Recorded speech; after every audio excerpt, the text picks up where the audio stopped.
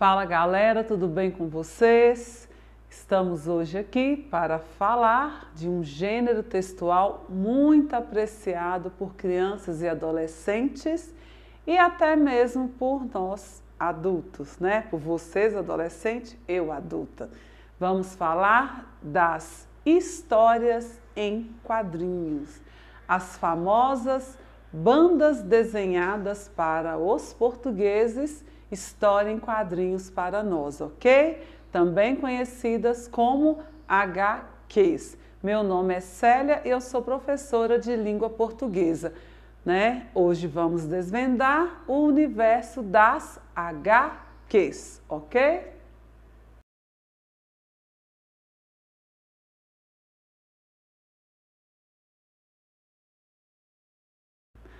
Bom, então vamos lá. Primeiro, para que servem, né? Qual a intenção principal das HQs, das histórias em quadrinhos?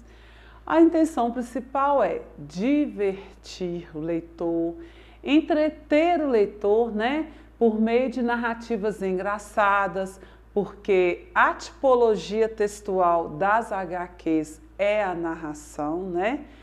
Ou então também ela vai entreter o leitor por meio de narrativas, né, de aventuras de nossos heróis. Também elas podem ter uma função didática, galera. O que é a função didática? Elas servem para ensinar algo. Também pode ter essa função. Muitas histórias em quadrinhos, elas têm uma publicação diária ou semanal em jornais, revistas, sites, né? Só depois que elas viram livros. Vou dar um exemplo para vocês, né? A Turma da Mônica, por exemplo. A Turma da Mônica, ela começou com uma publicação diária em jornal. Depois que o autor Maurício de Souza começou a ficar famoso, aí ele passou a transformar essas histórias que ele publicava em jornal, transformar em revistas.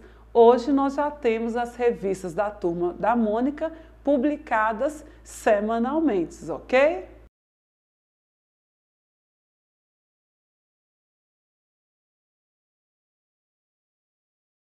Bom, a intenção principal, já disse, é entreter o leitor, divertir o leitor e também serve para ensinar o leitor, né? Mas quem é esse o leitor? A quem se interessa as histórias em quadrinhos, galera? É qualquer pessoa, galera, que é um apreciador, né, das narrações em quadrinhos, se interessa por este gênero textual. Então, não tem aquela história, por exemplo, é a Turma da Mônica, é uma história só para criança. O Maurício de Souza, que é o quadrinista, pode até ter escrito a Turma da Mônica para criança, mas nada impede que o adolescente, enquanto você veja, que o adulto leia, não é? Então, é qualquer leitor que se interesse por esse gênero textual, beleza?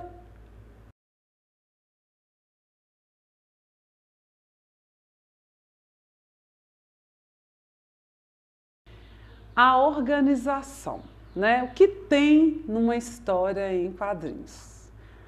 Bom, como eu já disse, é conhecida como HQ, né? É uma história narrativa que é apresentada por meio de quadrinhos em sequência. Vou começar deixando um recadinho para vocês. Não existe história em quadrinhos sem os quadrinhos. É a primeira característica para ser história em quadrinhos. Tem que ser uma história, uma sequência narrativa construída por meio de quadrinhos em uma sequência linear, ok? Bom, se são histórias em quadrinhos, elas têm começo, meio e fim. Elas usam e abusam de recursos gráficos e visuais. Existem balões de fala e pensamento. Há histórias que até dispensam a linguagem verbal.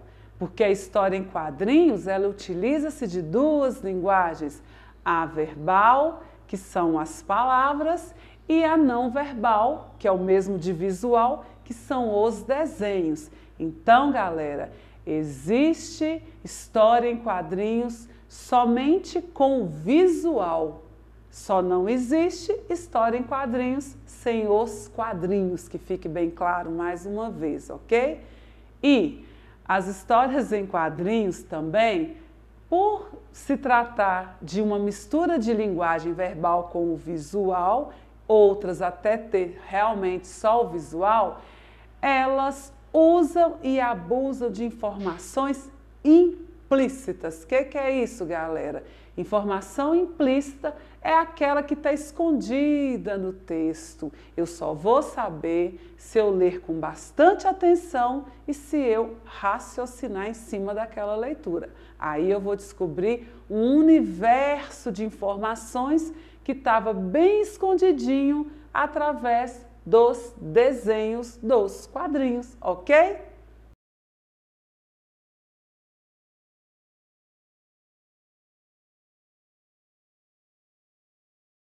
Outra característica importante. As histórias em quadrinhos, elas não possuem narrador, né? Não possuem, é a regra. Mas, de vez em quando, os quadrinistas resolvem colocar esse narrador. E aí, onde vai ficar a fala do narrador? Vai ficar nas legendas. Então, quando o quadrinista, que é o autor de história em quadrinhos, quer colocar um narrador, ele vai utilizar-se das legendas, parecido com aquelas lá da geografia, dos mapas, né?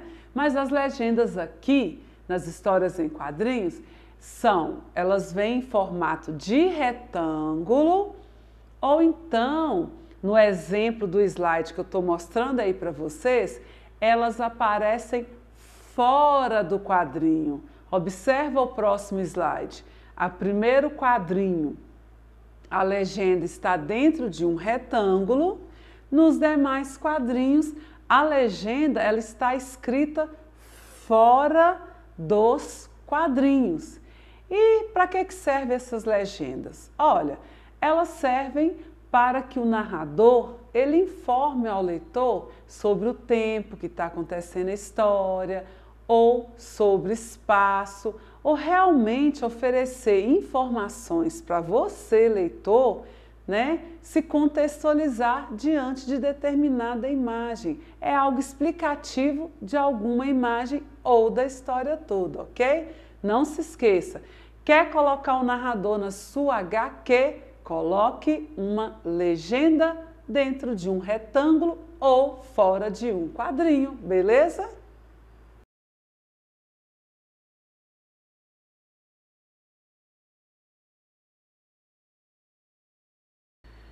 Outra coisa, galera, que é importantíssimo nas histórias em quadrinhos. E aí, como os meus personagens vão falar, vão se comunicar com os outros, né?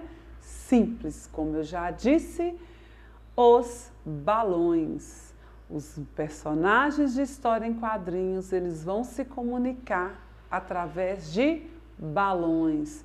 Então, esses balões, eles são responsáveis por organizar a fala dos personagens, mostrar ao leitor quem está falando, quem está pensando. E atenção, né? Esses balões, eles revelam comportamentos dos personagens, eles revelam emoções dos personagens. Então, tudo que a gente sabe que o personagem está pensando, sentindo, falando, eu vou saber através dos famosos balões dos quadrinhos. Vamos ver um exemplo neste próximo slide.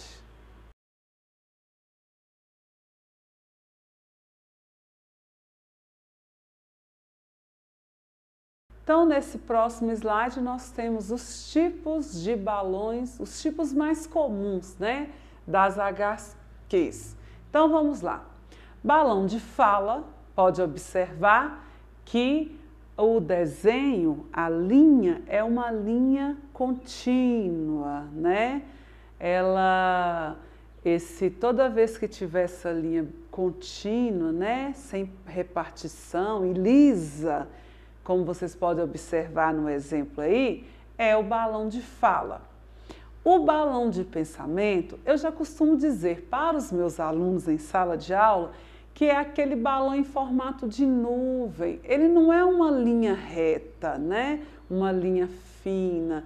Ele é todo fofinho, parecendo uma nuvem. E o que sai da boca do personagem não parece uma seta, são um monte de bolinhas. Esse aí, quando vocês virem este aí, o personagem estará pensando e não falando. Aí nós temos o terceiro tipo, que é o balão de grito. É aquele balão que parece raios. É assim que eu explico na sala de aula. Gente, é o balão de raios, né? Os riscos são em forma de raios. Isso aí é porque o personagem está gritando. E fique esperto, galera. Quanto maior a letra dentro desse balão, mais alto o personagem está gritando. Ok, né? Não precisa falar mais alto. Aí nós temos o balão coletivo, que eu também chamo de balão uníssono. Uníssono quer dizer um único som. Esse balão representa muito na minha sala de aula, que os meninos costumam, né? Adoram conversar todo mundo ao mesmo tempo. Então tem que ser um balão uníssono. É aquele balão que mostra que tem mais de um personagem conversando. Se tiver no mínimo 2 personagens conversando, eu chamo de balão uníssono, também conhecido como balão coletivo. O quinto balão é o balão de cochicho. É aquele balão que as linhas dele, elas são pontilhadas, galera. Ela não é unida igual o balão de fala. Então aí é o balão de cochicho, né? Aí com a evolução das histórias em quadrinhos, nós temos também o balão de amor, né? O balão de amor é aquele em formato de coração. Então nós vamos ter esse balão também, né? E eu vou ter também o balão de ideias, esqueci. O balão de ideias é aquele balão que ele é liso, aí tem as bolinhas para mostrar que o personagem não está falando, ele está pensando, ele está tendo uma ideia, e eu vou achar uma lâmpada, a imagem de uma lâmpada. Então essa lâmpada é a metáfora da ideia.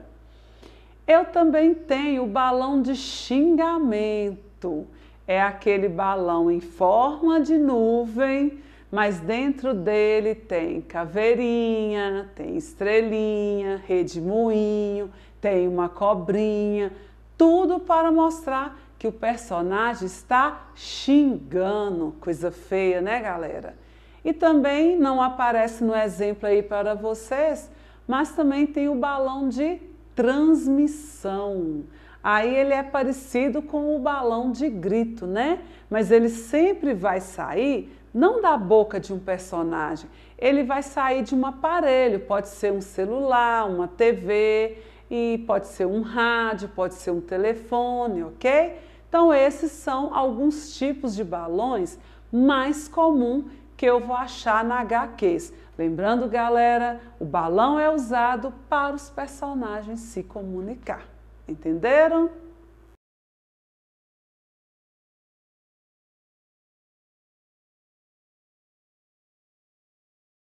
Então vamos lá.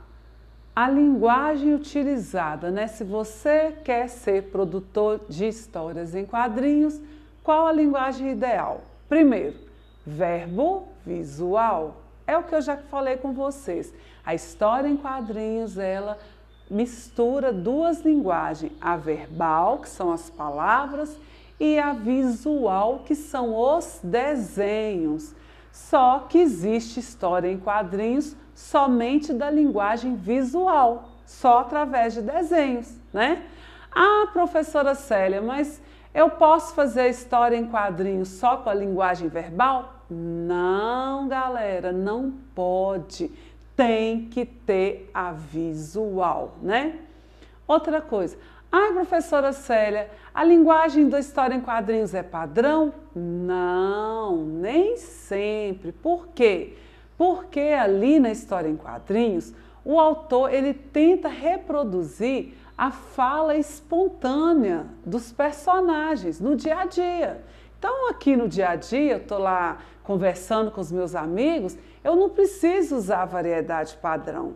Assim é na história em quadrinhos. Então, vai aparecer muito uso de gírias, muitas expressões populares, redução de palavras, né? Você não vai achar lá o você. Chico Bento, por exemplo, ele vai falar o C, né? Eu tenho o personagem bloguinho da Turma da Mônica, que ele vai usar o VC, igual é na internet. Eu também posso usar muita interjeição, há muitas pausas, né, na fala, muitas hesitações, né? Tudo marcado pelo uso das reticências. Então, quando o personagem está falando, aí ele dá uma parada na fala dele e continua, volta a falar, eu vou usar as reticências para mostrar essa pausa na fala da personagem. Então, beleza, galera, né? Quem vai fazer o Enem está lá escrito a pergunta: é certo usar só a variedade padrão na história em quadrinhos? Não, não é, porque ali representa a fala das personagens. Então eu posso usar e abusar de gírias, interjeições, expressões populares e a linguagem formal que todo mundo ama, ok?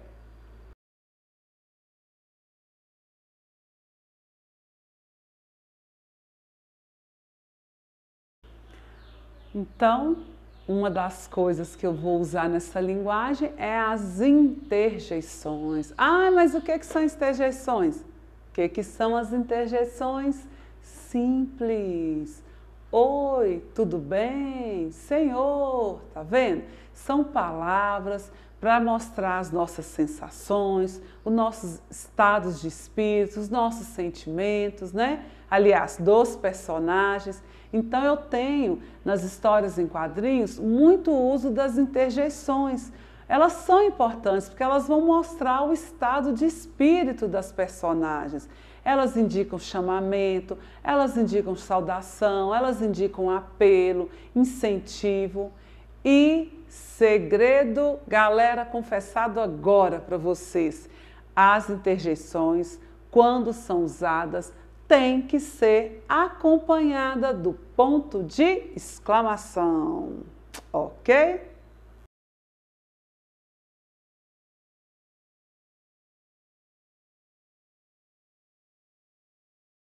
Outra coisa muito utilizada nas histórias em quadrinhos, dentro da linguagem dos quadrinhos, são as onomatopeias, que são as palavras que procuram imitar sons da natureza e sons de objeto.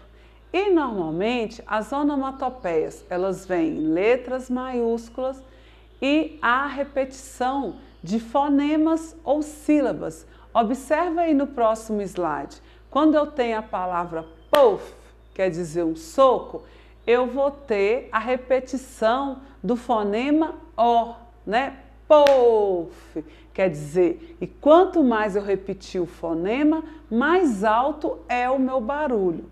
Também, quanto maior eu pôr a letra da onomatopeia, mais alto esse barulho aconteceu, beleza? É fácil, né, galera?